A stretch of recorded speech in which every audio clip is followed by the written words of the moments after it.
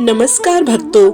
नारद पुराण के अनुसार सोमवार व्रत में व्यक्ति को प्रातः स्नान करके शिव जी को जल और बेलपत्र चढ़ाना चाहिए तथा शिव गौरी की पूजा करनी चाहिए। शिव पूजन के बाद सोमवार व्रत कथा सुननी चाहिए। इसके बाद केवल एक ही समय भोजन करना चाहिए।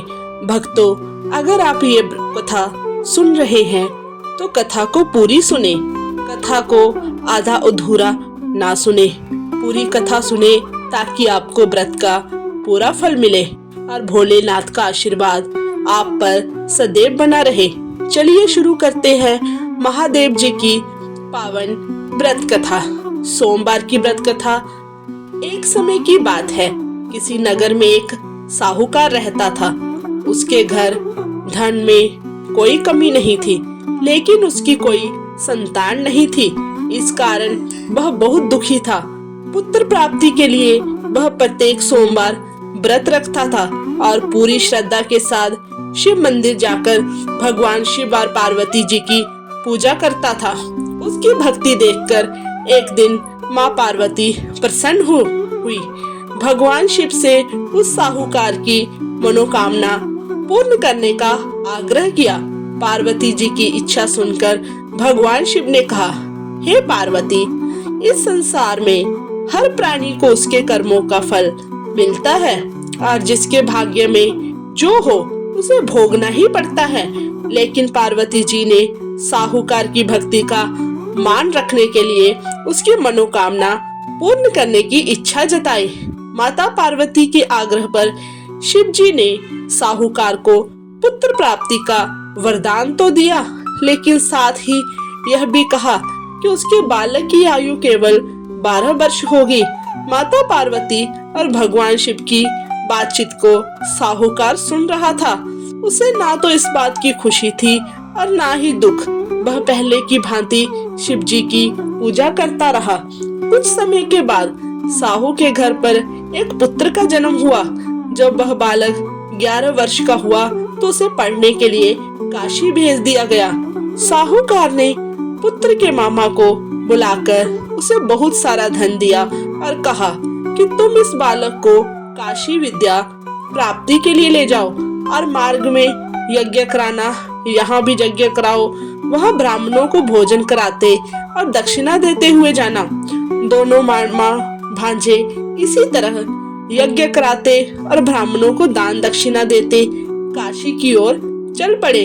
रात में एक नगर पड़ा जहाँ नगर के राजा की कन्या का विवाह था, लेकिन जिस राजकुमार से उसका विवाह होने वाला था वह एक आंख से काना था। राजकुमार के पिता ने अपने पुत्र के काना होने की बात को छुपाने के लिए एक चाल सोची। साहूकार के पुत्र को देखकर उसके मन में एक विचार आया।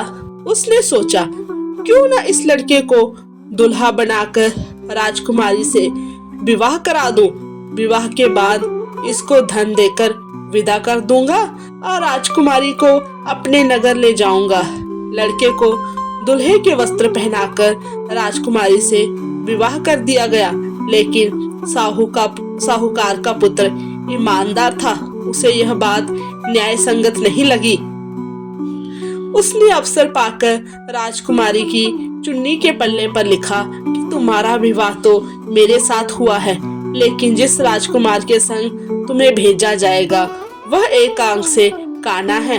मैं तो काशी पढ़ने जा रहा हूँ।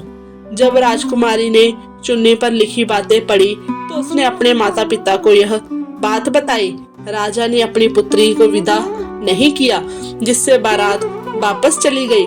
दूसरी ओर साहूकार का लड़का और उसका मामा काशी पहुँचे और वहां जाकर उन्होंने यज्ञ किया।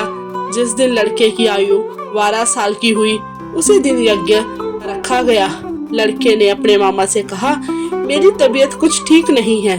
मामा ने कहा, तुम अंदर जाकर सो जाओ। शिव जी के वरदान अनुसार कुछ ही देर में उस बालक के प्राण निकल गए। मृत भांजे को देखकर उसके मामा ने विलाप शुरू किया। संयोगवश उसी समय शिव जी और माता पार्वती उधर से जा रहे थे। पार्वती ने भगवान से कहा, स्वामी, मुझे इसके रोने के स्वर सहन नहीं हो रहा। आप इस व्यक्ति के कष्ट को अवश्य दूर करें। जब शिव जी मृत बालक के समीप गए तो वह बोले, यह उसी साहूकार का पुत्र है जिसे मैंने 12 वर्ष की आयु का वरदान दिया। अब इसकी आयु पूरी हो चुकी है, लेकिन मातृभाव से भिगोर माता पिता पार्वती ने कहा कि हे महादेव, आप इस बालक को और आयु देने की कृपा करें, अन्यथा इसके वियोग में इसके माता पिता भी तड़फ तड़फ कर मर जाएंगे। माता पार्वती के आग्रह पर भगवान शिव ने उस लड़के को जीवित होने का वरदान दिया। शिव जी की कृपा से वह लड़का जीवित हो गया। शिक्षा समाप्त करके लड़का मामा के साथ अपने नगर की ओर चल दिया। दोनों चलते हुए उसी नगर में पहुंचे जहां उसका विवाह हुआ था। उस नगर में भी उन्होंने यज्ञ का आयोजन किया। उस लड़के के ससुर ने उसे पहचान लिया और महल में ले जाकर उसकी खातिरदारी की और अपनी पुत्री को विदा किया। इधर साहूकार और उसकी पत्नी भूखे प्यासे रहकर बेटे की प्रतीक्षा कर रहे थे। उन्होंने प्रण कर रखा था कि यदि उन्हें अपने बेटे की मृत्यु का समाचार मिला तो वह भी प्राण त्याग देंगे, परंतु अपने बेटे के जीवित होने का समाचार पाकर वह बेहद प्रसन्न हुए। उसी रात भगवान शिव ने व्यापारी के स्वप्न में आकर कहा, हे श्रेष्ठी, मैंने तेरे सोमवार के व्रत करने और व्रत कथा सुनने से प्रसन्न होकर तेरे पुत्र को लंबी आयु प्रदान की है।